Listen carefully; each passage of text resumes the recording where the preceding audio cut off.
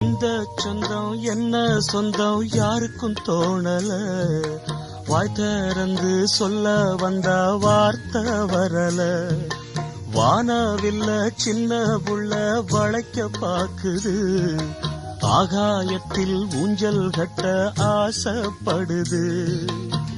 சீரகொன்னு முளைக்கும் முன்னே பறக்குது பட்டாம்பூச்சி, காமதேவன் ராஜாங்கத்தில் இது ஒரு கண்ணாமூச்சி. ஆத்துமேட்டில் எழுதி வச்சத அலை அடிச்சது அண்ணாச்சி. சம்சாரம் அது மின்சாரம், சம்சாரம் அது மின்சாரம்.